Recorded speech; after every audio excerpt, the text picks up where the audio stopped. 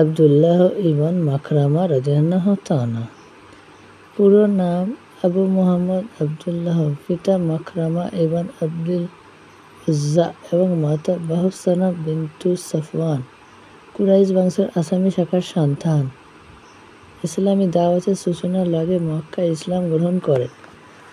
জাফর ইবন আবিরের তালিবের সাথে হাবশাগামী দ্বিতীয় দলটির সাথে হাবশায় হিজরত করেন। সেখানে থেকে সরাসরি মদিনায় চলে যায় এবং হযরত কুলসুম ইবন হিমাদের বাড়িতে অতিথি হন।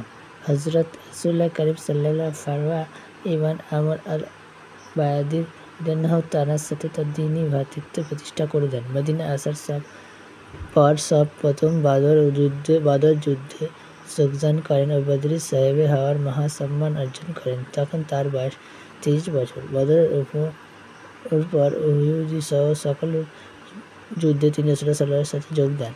হযরত আব্দুল্লাহ তার শাহাদাত লাভের এই তীব্র বাসনা ছিল যে দেহের প্রতিটি লোম রক্ত রঞ্জিত করার জন্য সর্বদা ব্যাকুল থাকতেন। তিনি দুআ করতেন, হে আল্লাহ, তুমি আমাকে ততক্ষণ পর্যন্ত দুনিয়া থেকে উঠিয়ে নিও না যতক্ষণ না আমার দেহ প্রতিটি আঘাতে আঘাতে ক্ষত বিক্ষত হয়ে যায়।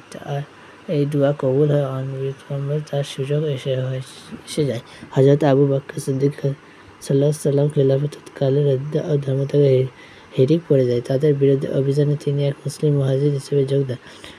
মুরতাদদের বিরুদ্ধে তিনি এক নির্মমভাবে যুদ্ধ করেন। সে তার সারা দেহ ঝাঁঝরা করে যায়। পবিত্র রমজান মাস তিনি সাহাম পান করছে, সূর্যোদয় অথবা তখন তার জীবনের সন্ধ্যা ঘনিয়ে এসেছে। হযরত আবু মাখরাম রাদিয়াল্লাহু তাআলা খোঁজ নিতে এসেছেন। আব্দুল্লাহ ইবন মাখরাম রাদিয়াল্লাহু তাআলা তাকে জিজ্ঞাসা করেন, আমার জন্য একটু পানি আনুন না। পানি নিয়ে ফিরে এসে দেখেন তার প্রাণহীন দেহটি পড়ে আছে। তিনি যুদ্ধে শাহাদাত বরণ করেন। মৃত্যুকালে বয়স হয়েছিল মাত্র 41 বছর। ইমাম আমর তাকওয়া পরহেজগারির দিক দিয়ে তিনি ছিলেন বিশেষ বৈশিষ্ট্য অধিকার। গাবা গ্রন্থকার লিখেছেন, তিনি ছিলেন মহত্তর অধিকার একজন আবেদ ব্যক্তি। ভালো লাগলে বন্ধুদের সাথে শেয়ার করেন বন্ধুরা। ঠিক আছে।